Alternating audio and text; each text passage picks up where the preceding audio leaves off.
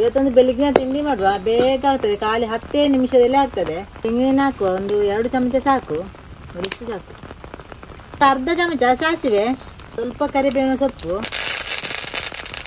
2 ಈರುಳ್ಳಿ, ಚಿಕ್ಕ ಈರುಳ್ಳಿ ಇದು ಉದ್ದ ಉದ್ದ ತುಂಡು ಮಾಡಿದ್ದೇನೆ, 1 ಹಸಿಮೆಣಸು, ಶುಂಠಿ ಮತ್ತು ಬೆಳ್ಳುಳ್ಳಿ ಸ್ವಲ್ಪ ಜಜ್ಜಿ ತಂದೇನೆ. ಇದರ ಬದಲು ನಿಮಗೆ ಶುಂಠಿ ಬೆಳ್ಳುಳ್ಳಿ ಪೇಸ್ಟ್ ಅರ್ಧ ಚಮಚ ಹಾಕ್ಬೋದು.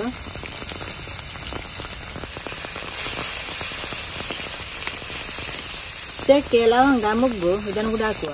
ಇಲ್ಲಿ 2 ಟೊಮೆಟೊ ಉಂಟು, ಇದನ್ನು ದೊಡ್ಡ ದೊಡ್ಡ ತುಂಡು ಮಾಡಿದ್ದೇನೆ. ಚಿಕ್ಕ ಚಿಕ್ಕದ ತುಂಡು ಮಾಡ್ಬೋದು. ರುಚಿಗೆ ಎಷ್ಟು ಬೇಕು ಅಷ್ಟು ಉಪ್ಪು ಕೂಡ ಹಾಕುವ. ಒಂದು 1/4 ಚಮಚ ಅರಶಿನ ಹುಡಿ, 2 ಚಮಚ ಮೆಣಸಿನ ಹುಡಿ, ಇದು ನಾವೇ ಮನೆಯಲ್ಲಿ ಮಾಡಿದ್ದು. 1/4 ಗ್ಲಾಸ್ ನೀರು ಹಾಕುವ, ಅದು ಉಪ್ಪೆಲ್ಲ ಸರಿಯಾಗಿ ಮಿಕ್ಸ್ ಆಗಬೇಕಲ್ಲ ಅದಕ್ಕೆ. ಉಳಿದ ಶಾವಿಗೆ ಇದು 2 ದಿವಸ ಶಾವಿಗೆ ಮಾಡಿ ಹಾಳಾಗಲಿಲ್ಲ ನೋಡಿ, ಈ ರೀತಿ ಆಗ್ತದೆ. ಇದು ಬಾಯ್ಲ್ಡ್ ರೈಸ್ ಇದು ಮಾಡಿದ್ದು ನಾನು.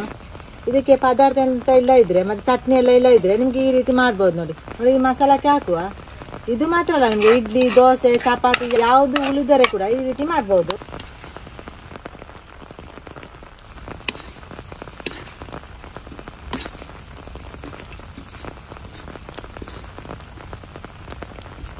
ಕೊನೆಯದಾಗಿ ಸ್ವಲ್ಪ ಕೊತ್ತಂಬರಿ ಸೊಪ್ಪು ಹಾಕುವ. ನೋಡಿ ಚಂದ ಮಾಡಿ ಈ ರೀತಿ ಮಿಕ್ಸ್ ಮಾಡಿದರೆ ಆಯಿತು. ಪಲಾವ್ ರೀತಿಯ ಶಾವಿಗೆ ರೆಡಿ ಆಯಿತು. ಬಿಸಿ ಬಿಸಿಯಾದ ಬೆಳಗ್ಗಿನ ತಿಂಡಿ ರೆಡಿ ಆಯಿತು.